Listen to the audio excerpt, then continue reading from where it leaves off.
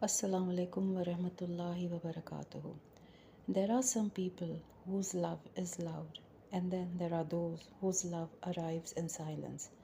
The ones who wake before everyone else, the ones who carry burdens they never speak about, the ones whose exhaustion becomes invisible because they have trained themselves to keep moving. A father is often one of them. In a world that celebrates visible affection, we sometimes overlook quiet sacrifice. We remember the comforting words of a mother, and rightly so. But the father's love often speaks a different language. It speaks through responsibility, through protection, through showing up day after day, even when life has taken more from him than he ever admits. And perhaps that is why people only begin to understand their father when they become adults themselves, because some sacrifices cannot be understood from the receiving end. Today, I want to reflect on something we rarely pause to appreciate: the role of fathers, not only through the lens of Islam, but through the lens of the human heart, because fatherhood is more than a biological relationship. It is a trust, an amana, a responsibility that shapes generations. Psychologists have long observed something fascinating. A father's presence influences far more than a child's upbringing. It influences the way a child sees the world, the way they handle challenges, the way they trust others, the way they view themselves. A loving and emotionally present father often becomes a source of security. He teaches a child that the world is not entirely unsafe, that difficulties can be faced, that strength and compassion can coexist.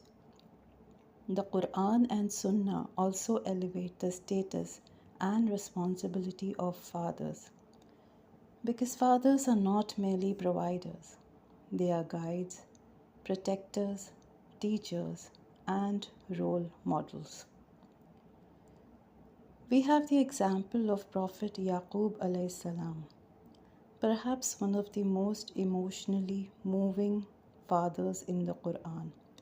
His beloved son Yusuf alayhi salam was taken from him. Years passed. The Quran tells us that he cried so much that he lost his sight. Think about that. This was not weakness.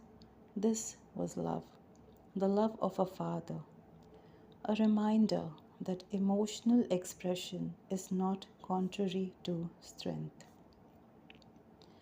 Today, many fathers carry immense pressure to provide, to protect, to lead, to succeed.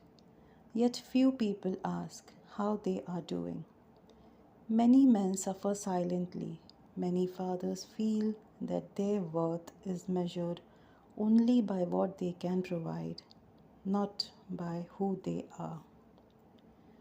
And this creates a tragedy because children do not merely need financial support, they need presence, attention, conversation, affection. A father sitting beside his child may leave a greater legacy than a father endlessly chasing success. Because at the end of life, people rarely remember how much money was earned. They remember who was there, who listened, who cared, who made them feel safe. If your father is still alive, appreciate him while you can. Not because he is flawless, but because he is human, and humans do not stay forever. Ask him about his struggles, listen to his stories, thank him for sacrifices he may never mention. And if your relationship with your father is complicated, remember that understanding does not always require agreement. Sometimes healing begins when we recognize that even those who loved us may have carried wounds of their own.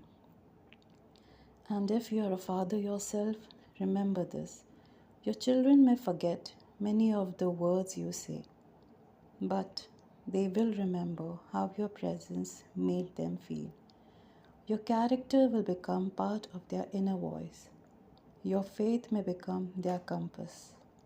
Your kindness may become their understanding of love. Because fathers do not merely raise children, they shape generations. And perhaps one of the greatest legacies of a father can leave behind is not wealth, status, or success, but a heart connected to Allah. A heart that continues to make dua for him long after he has returned to his Lord. Take care of your heart. Assalamu alaikum.